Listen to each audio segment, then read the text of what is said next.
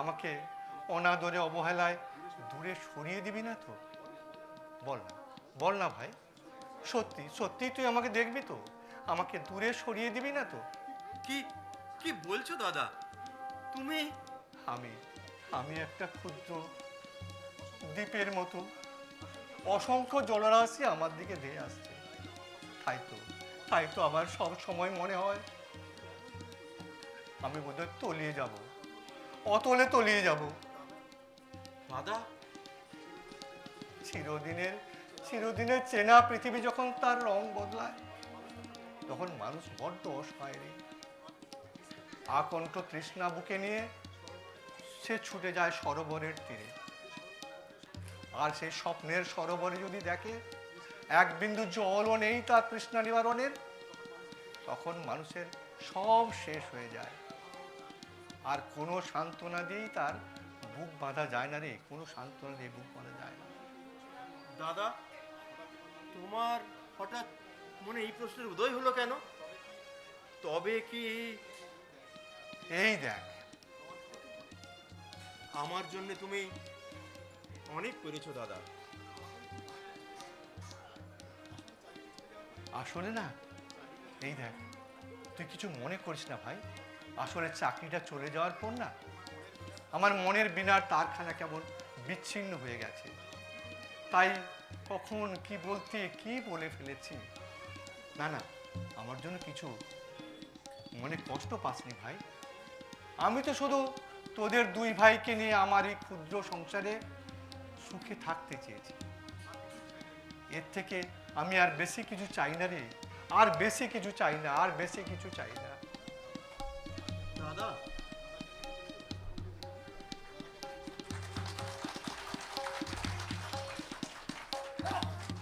দাদাকে এমন বিচলিত হতে তো কখনো দেখিনি। আমি বেশ বুঝতে পারছি দাদা আমার কাছে কিছু একটা গোপন করে গেল। তাহলে কি আমার অনুমানই সত্য? মেজদা দাদাকে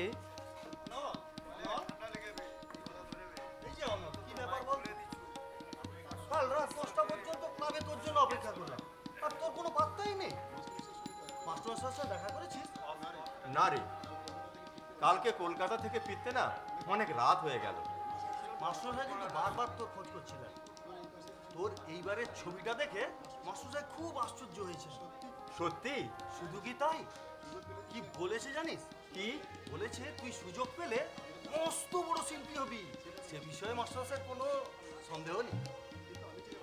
কিন্তু আমি যে সব আশা হারিয়ে ফেলেছি ভাই। অনেক জায়গায় তো গেলাম, কিন্তু কেউ আমাকে সুযোগ দিতে চাইলো না। কেন? কাল তো তোর এক্সিবিশনে কলকাতায় যাওয়ার কথা। না রে, সে সৌভাগ্য আমার আর হলো না। কি বলছিস তুই? আমার মতো গাঁয়ের শিল্পীর জন্য তাদের কোনো সময় নেই, তারা সুযোগ দিতে অক্ষম। আমি কত অনুরোধ করলাম জানিস, কোনো কাজ হলো না। সব কিছু দেখে শুনে মনে হচ্ছে জানিস, রং তুলি হাতে নিয়ে আমি বোধহয় জীবনে মস্ত বড় ভুল করে ফেলেছি। না, আমি বলছি তুই কোনো ভুল করিসনি। তুই শিল্পী, ধৈর্যের পাহাড় বুকে নিয়ে তোকে এগিয়ে যেতে হবে। আমাদের এই পোড়া দেশ সৃষ্টির কোনো মর্যাদা দেয় না রে। বিমল, আজ যারা বড় হয়েছে, শিল্পী হিসাবে মাথা উঁচু করে প্রতিষ্ঠিত হয়েছে, তাদের সবার চলার পথ এত সহজ সরল ছিল না রে। অনেক কণ্ঠকাকীর্ণ পথ অতিক্রম করে লক্ষ্যস্থানে তাদের পৌঁছতে হয়েছে। তাছাড়া শিল্পীর বেদনাই তো শিল্পীকে পরিপূর্ণ রূপ প্রকাশ করতে সাহায্য করে। হয়তো তাই, কিন্তু আমি নিজের নিজের প্রতি আস্থা রাখ। দুর্বলতাকে মনের মধ্যে প্রশ্রয় দিয়ে তোর সাধনায় বিঘ্ন ঘটাস না। ওরে সাধনা কখনো ফাঁকি দেয় না। আগ্নেয়গিরির অগ্নুৎপাতকে যেমন মাটি খুঁড়ে বের করতে হয় না, প্রতিবাহ তেমনি আপনা হতেই বেরিয়ে আসে। বিমল, তুই একজন শিল্পী, এটা নিশ্চয়ই জানিস। খুব সহজে যা পাওয়া যায় তার মধ্যে কোনো কৃতিত্ব নেই। তাই তো সাগর সেচে মুক্ত আনতে হয় বলে মুক্তর এত কদর। হ্যাঁ হ্যাঁ, তুই ঠিকই বলেছিস বিমল। আমি আবার সোজা হয়ে দাঁড়াবো। আমি শিল্পী, তুচ্ছ মান অপমান বোধ বড় করে দেখা আমার চলে না। হ্যাঁ হ্যাঁ, আমি আমি শিল্পী। মহত্বকে নিন্দার কাঁটা মারিয়ে অগ্রসর হতে হয়। ওই ওই মহানগরী, কলকাতা মহানগরী আমাকে ডাকছে দুহাত দিয়ে। আমি যাব, আমি যাব। আমার দাদার স্বপ্ন সার্থক করতে আমাকে শিল্পী হিসেবে প্রতিষ্ঠিত হতেই হবে। হ্যাঁ হ্যাঁ, আমি আমার দাদার ছোট ভাই। দাদার স্বপ্ন আমি কখনো ব্যর্থ হতে দেব না ভাই, কখনো তো ব্যর্থ হতে দেব না, কখনো ব্যর্থ হতে দেব না।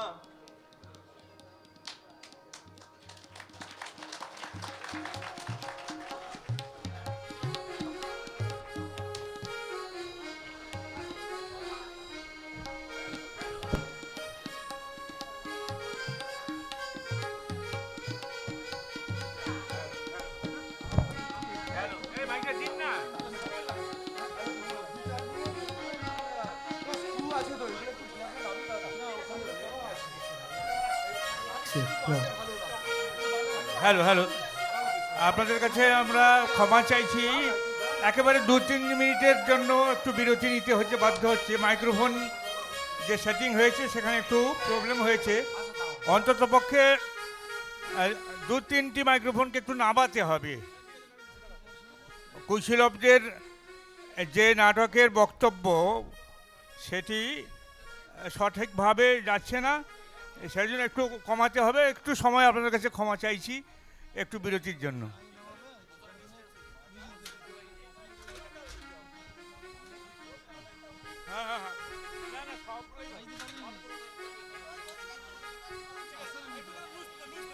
সবগুলো নামানোর দরকার নেই, যতগুলি নামানোর নিজের পক্ষে প্রয়োজন আছে সেটি নামানো হচ্ছে। আমাদের নাট্য নির্দেশক শক্তিবাবুর নির্দেশনাতে, তারই ইনস্ট্রাকশনে এটি করা হচ্ছে বাধ্য হয়ে।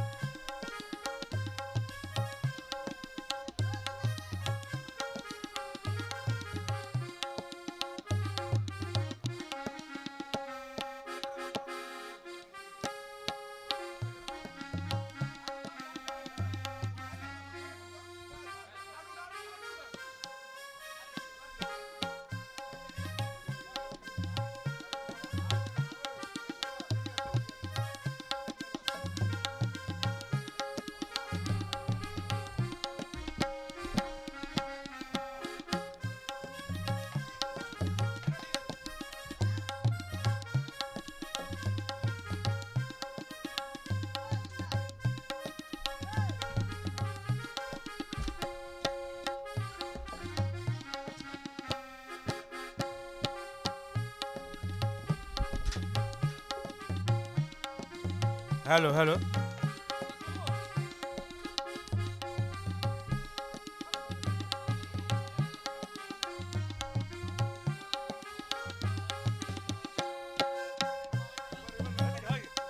হ্যাঁ, এবারে পুনরায় শুরু করুন।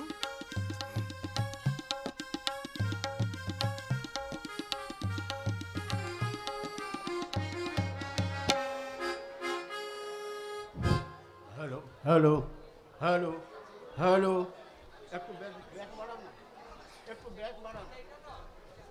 Hello hello,